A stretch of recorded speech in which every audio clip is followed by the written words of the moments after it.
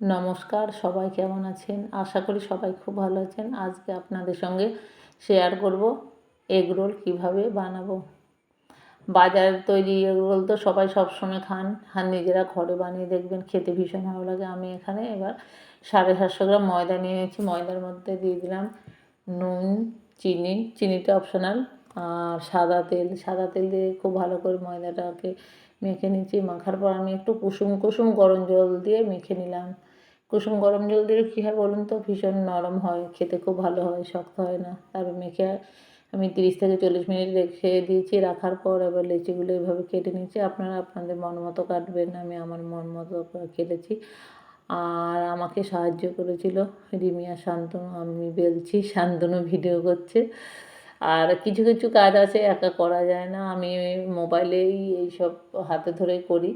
আর এদিকে কেটে দিয়ে এই শসা, পেঁয়াজ, লেবু এগুলো সব কুচিয়ে দিয়েছে, গাজর, কাঁচা লঙ্কা এগুলো সব রিমি কেটে দিল। আর এখানে নিয়ে নিলাম বাদাম, কাজু, কিশমিশ, তারপরে এটা হচ্ছে গোলমরিচগুলো, বাদাম, আর ওইখানে বিট নুন নিয়ে নিলাম। আর এখানে নিলাম চিলি সস আর টমেটো সস আর ডিম নিয়ে নিলাম। এবার রুটিগুলোকে সব সেঁকে নিচ্ছে এইভাবে, সব রুটি কটাকে সব ওই একদম শুকনো খোলাতেই সেঁকে নিচ্ছি। এবার গ্যাস অন করে আবার একটা তাওয়া চাপিয়ে দিলাম। তার মধ্যে আমি একটা ডিমকে আগে ফাটিয়ে নিয়েছি। ফাটিয়ে তারপরে ডিমের মধ্যে একটু বিট নুন আর একটু গোলমরিচ গুঁড়ো দিয়ে দিলাম। এবার উপর থেকে রুটিটা দিয়ে দিলাম, দিয়ে এবার সুন্দর করে ভেজে নেব।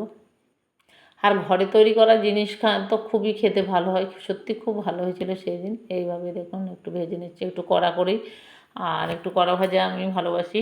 তারপরে এবার দিয়ে দিলাম পেঁয়াজ কুচি, কাঁচা লঙ্কা, এই শসা কুচি, গাজর কুচি,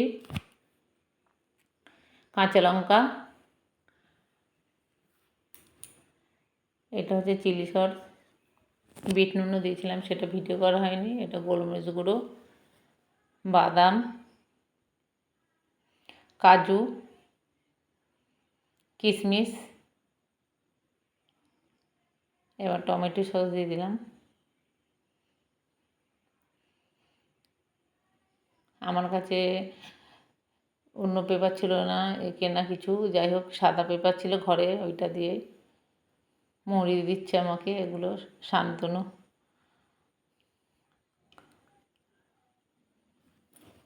আপনারা এইভাবে একবার বানিয়ে দেখবেন, ভীষণ ভালো লাগে। আমি যা যা দিয়েছি এইসব জিনিসগুলো দিয়ে, ভালো লাগলে ফেসবুক থেকে দেখলে একটা লাইক করবেন, কমেন্ট করবেন, শেয়ার করে দেবেন। আর ইউটিউব থেকে দেখলে আমার ইউটিউব চ্যানেল নাম কৃষ্ণা রান্নাঘর, আমার চ্যানেলটিকে সাবস্ক্রাইব করে নেবেন, তাহলে সবার আগে আপনাদের কাছে আমার নতুন নতুন রান্নাগুলো পৌঁছে যাবে।